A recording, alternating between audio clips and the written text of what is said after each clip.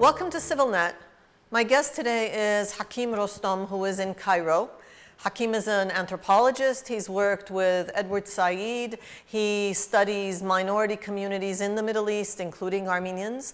Hakem, thank you for joining us. Thank you, glad to be here. And minority communities in the Middle East are the topic of the day, aren't they? Yes, indeed. There is a lot of anxiety about the future of the minority groups around the region, and there has been tension in different parts of the region, especially in Syria now, and the last 2 days in Egypt. You must have heard the news about the tension just outside of Cairo. Yes, and even during the months of the Arab Spring in Cairo, there were incidents of that.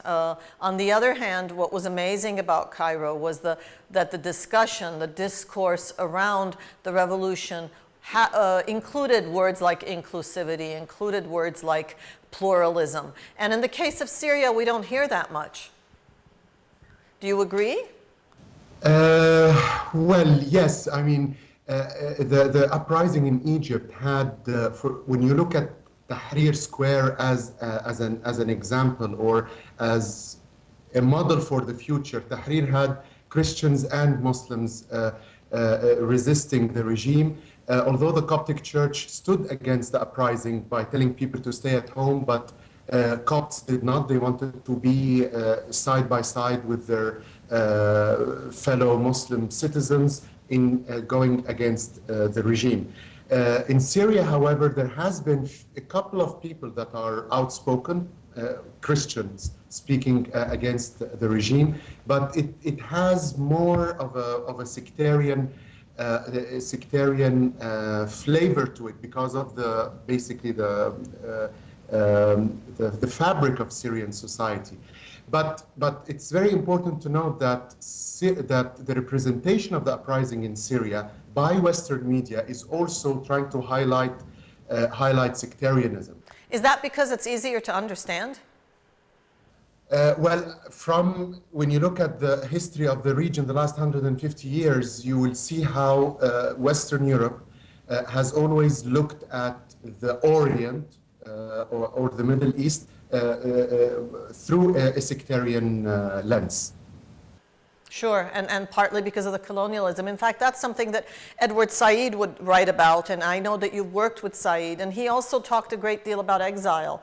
And it seems ironic to us, knowing that the Syrian Armenian community, as the Egyptian really, was the product of exile in the Ottoman days, and now that community is subject to exile again.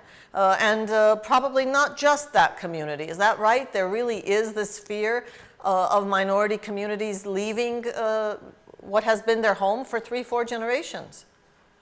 Yes, that's true. And to summarize this, an Armenian, while I was doing my research on the Armenians of Turkey, an Armenian told me that the story of the Armenians in Turkey is that they never die in the same place or the same city of their birth, because there is always a series of displacement and migration, some of it voluntary, some of it is involuntary, of course. However, since you mentioned Edward Said sees exile as a good opportunity because he's an intellectual who doesn't like to take things for granted. So the idea of having a homogeneous majority that he's part of is completely against the responsibilities of the intellectual that he talked about. However, here we see, the intellectual exile of Edward Said is something that is an individual decision. However, what we have seeing in the uprisings and in the current politics in the Middle East is that people are forced to leave and forced to be displaced. Edward Said and others, intellectuals and simple optimists, have had to look at exile as an opportunity.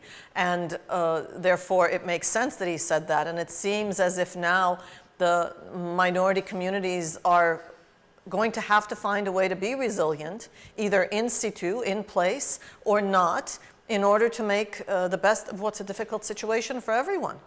Yes, this is very true. This is very true. But at the same time, the game that Western powers have been playing with the minority file is that on one hand they keep criticizing the regimes and criticizing, Islam, quote unquote, as being intolerant for minorities. At the same time, they have been facilitating the migration of Christians from the Middle East. So, for example, when you look at the Armenians of Anatolia after World War I, those who survived in Anatolia were forced to leave after the war simply because none of the great powers were interested in protecting them and helping them remain in homeland. So the Armenian displacement, yes, it is a result of Turkish nationalism, but it wouldn't have been possible if it wasn't for the French and British colonial policies in the region. And after all, the Christians of Palestine left after the establishment of a Zionist political entity in Palestine, and the ones in Iraq left after the American invasion. And this is important for the record.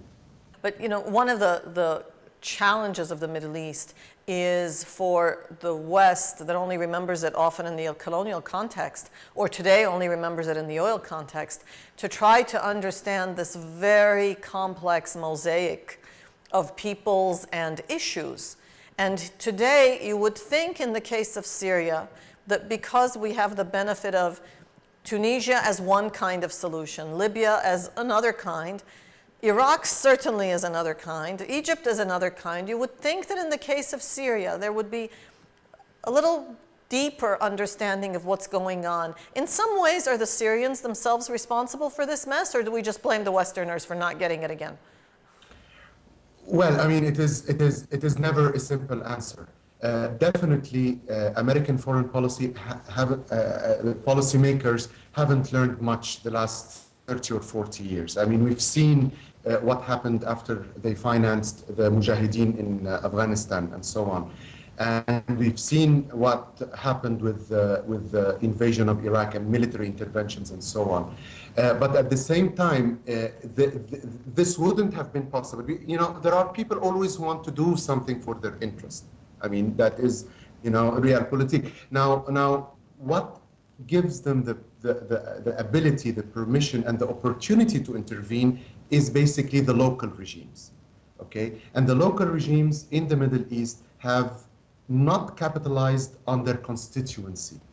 They haven't, because there is no constituency, because their legitimacy does not come from the constituency, from elections, from a democratic process, from a grassroots choice. It was imposed either through military coups or basically royal families that are, not too strong to have independent will and not too weak to fall. And this balance is what been allowing outside powers, whether East or West. I mean, it's not only the West that has colonial fantasies. Russia has it, Iran has it, China has it, and so on. Well, minus the royal, that's exactly what we have today in Syria, a family that is not weak enough to fall, and an opposition that is not strong enough to really either get all of the messages out, nor to demonstrate that it can take over and rule. And in the middle, we have I would say an apolitical society that doesn't know how to politicize its situation. Am I right? Absolutely. I mean, you just need to look at the political history of Syria the last 40 years. There hasn't been a single political party or civil society organization that was able to or allowed to operate in the country. It was basically ruled by a series of fear, a mixture of fear, political taboos. One of the most important vocabulary words for a visitor of Iraq or Syria is the word mukhabarat, basically the state intelligence. And everyone is reporting on everyone else. So there is a culture of fear and there is a culture of distrust. Now, trust is something very fundamental in any human relationship. And in a democracy.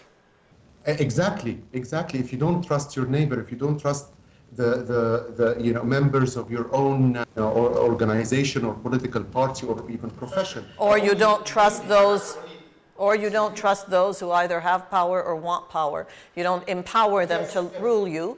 You have this uneven situation that's going to extend for a while. Yes, yes, absolutely, and maybe the only safety net for the people in Syria has been basically their what you call their sect or church and so on. People of the same religion or sect trust each other, and they don't speak politics outside that network.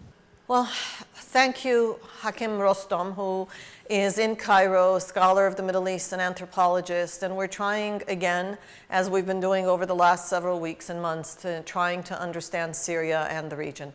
Thank you for joining us, and we hope to talk to you again on CivilNet. Thank you very much for having me. It's been a pleasure. Thank you.